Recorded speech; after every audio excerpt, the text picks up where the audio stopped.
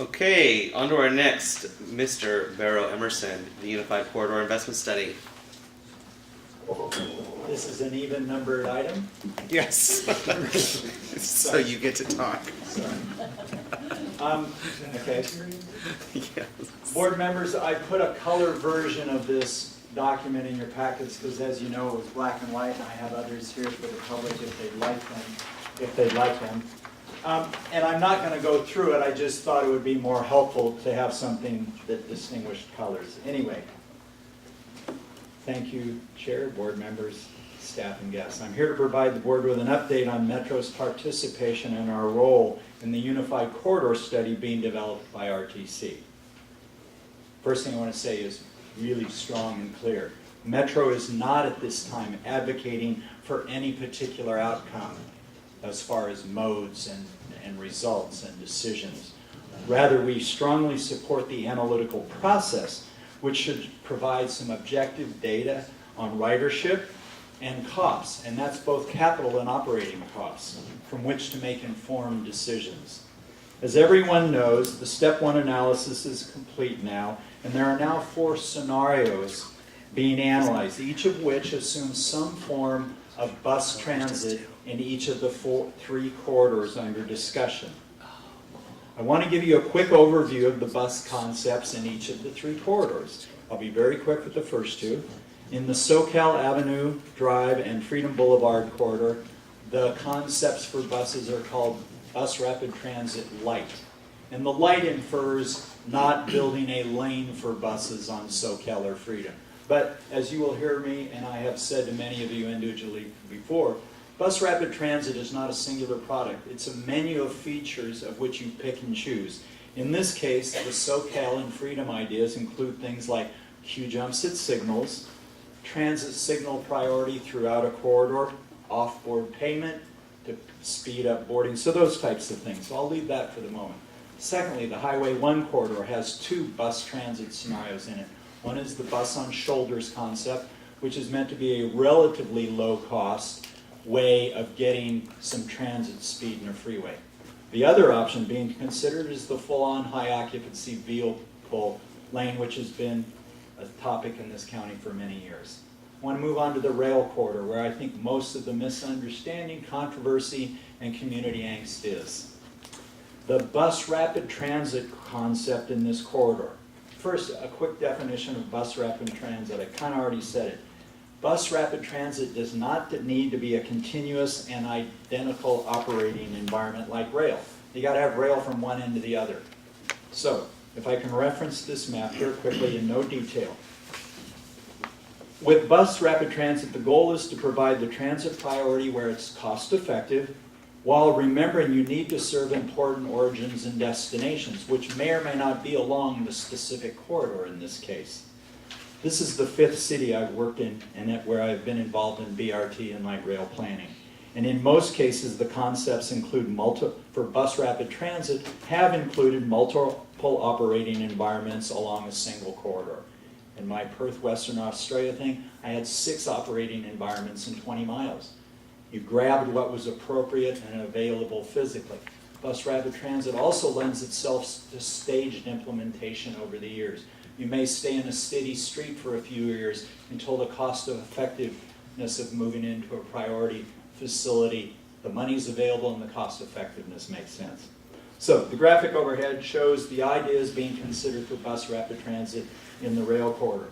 Note there are a combination of 2-way bus, 1-way bus, and also buses operating on the public streets. So I think I've kind of beat that topic to death. It's horses for courses. Do what fits and what's viable and common sense. During Step 2, Metro will provide RTC with bus networks and associated station stop recommendations so that their consultant can then, through modeling, do patronage forecasting and come up with a cost estimate I told you about. If I could finish and take the liberty of my observation from experience with these types of projects. Like every other city or community, people have moved quickly to advocacy for specific modes for various reasons. This isn't or shouldn't be a debate between bikes, trains, and/or buses, but rather it's an economic question about regional mobility and the decision as to what role public transit can take in any of these corridors and how it serves our greater economy as it relates to commuting and connecting people and jobs and homes. Lastly, technology advances are starting to blur the differences between public transit modes. It's important not to align oneself with steel wheels or rubber wheels. It's starting to disappear as technology evolves. So, again, I'll finish with, rather than align yourself with steel wheels or rubber wheels or trains we used to ride or buses we used to ride or enjoying riding bikes, this really needs to be the debate about the economic opportunities which public transit may or may not present in these corridors. That's my presentation. Happy to answer questions. I have a question before I go out to the board. What, why does it stop at, why do you stop doing it at Freedom Boulevard or Seacliff? Is that Freedom Boulevard? In Aptos?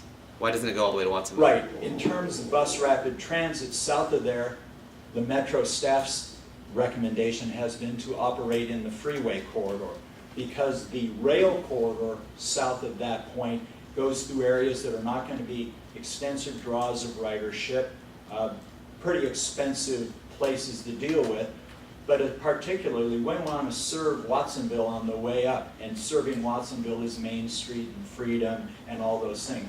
So it only seems viable from that State Park point north to consider the rail facility corridor. So if you're in the city of Watsonville, then you just have to get to the, you just have to figure it out how to get to the train station? Well, whatever mode, you're either at the Watsonville Transit Center or as the vehicle moves up Main Street or Freedom, you're kind of doing what our buses do today, or whatever mode. But in terms of providing a bus option, we want to move through the community of Watsonville in the normal bus manner. Yeah, the rail line, right outside Watsonville, it goes through marshes and fields. Right. So you're not going to have stops. But I'm saying like within the city, I mean, is there, this seems like, is there going to be any bus getting to the train station itself, or, you know? Oh, if there happened to be a train station, and maybe I should have said that, in the train alternatives, Metro is going to be providing for their analysis bus feeder network. Okay, that's what I wanted to know. Okay. Thank you, I'm sorry I misunderstood. Okay, thank you. Any other questions from the board? I just wanted to say, this is one of the most controversial issues we have in this county now. Many of us are on the Regional Transportation Commission, and we hear it one way or the other, and we have kind of like national politics. It's either or and nothing's in the middle. So I really appreciate us taking a reasonable approach of what we can do and can't do to help this situation where we have so much of the housing development taking place in the South County and the jobs and so forth, many of them, most of them being in the North County or over in Silicon Valley. This is a tremendous, one of the biggest issues that we have in this county, and I think we're responsible to be part of the solution. So I appreciate your saying this is not what we're saying you should do, but I think the Metro can be a real benefit to everybody involved in making this a reasonable solution, and I hope we can get there. Mr. Rockin. It seems to me that the only position that we should take, and it seems like an important one, is to not short-circuit this process. There are people out there who are taking the position that we should not even do this process. It's a waste. They write letters to the editor. It's a waste of money. We should just decide right now to make this into a hiking and bicycle path. And I think that is not in our interest as a transit agency. So what the outcome could even be, no rail, no whatever. But it seems to me it's critical that our position be, let's do this study and figure out what the actual transportation needs are before we come to a quick conclusion to do any of the options that are out there. I'm no longer on the RTC, so when is the study going to be finished? I know you're on it. It's expected to be done by fall. August or this fall? No, it's probably October? September or October. Okay. Is when it's supposed to be done. I would just say that at the risk of ruining my colleague's reputation, I agree with a lot of what Director McPherson said. And I appreciate the staff participation in this. You know, we purchased this corridor for transportation. It's the last transportation corridor through Santa Cruz County. And so we there are physical limits to how wide you can make the highway We have to look very seriously about how to use this corridor in the best way. This unified corridor study isn't going to come out with an exact recommendation to use it this way or that way. In the end, we're going to have to make some choices based on the information. And we, as the Metro, and then the public at large, and the RTC in specific, is going to have to look at really the transportation issues, not just the recreation issues. So I look forward to that discussion. It's only controversial because people just want to take sides, but if we're really looking at transportation policy, it is incredibly exciting to be able to actually to potentially plan for a transportation corridor. That doesn't happen often. We won't get another chance.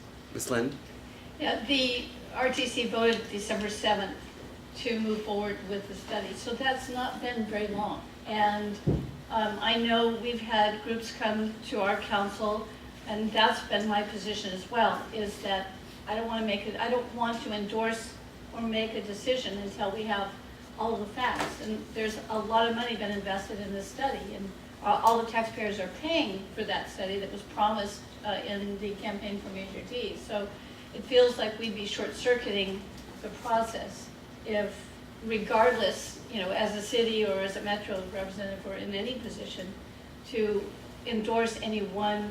And I agree with also Director Leopold. It's an exciting time, and sadly, there's a lot of emotions come in, and it seems like some of us are being attacked regardless of, for whatever side they think we've taken. So. Norm, and then Cynthia, Chase. I was on the original committee in the RTC who made the purchase of this. My statement then is what it is now. I am thinking forward to 2040, 2050, when a real light rail system can connect us in this county to other areas reasonably and quickly, just not within our county, but with the entire state and the entire country by rail. It's a possibility, and no, it's not going to be done tomorrow. And there's an awful lot of people who need the transportation rail system, and we can't use a bicycle.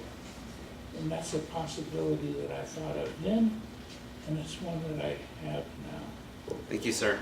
Ms. Chase. Yeah, I just want to really appreciate the position that Metro has taken on this, because I know that there has been strong pushes and pulls for Metro to take a very specific position, and I really think that the approach that Barrow just outlined is really an important stance to take in this process that really supports, I think, the comments that have been made here today. It's very thoughtful, it's very open to looking at different types of transportation modes, not drawing a conclusion too early, and thinking about, I think, the same way we approached when we were looking at our structural deficit.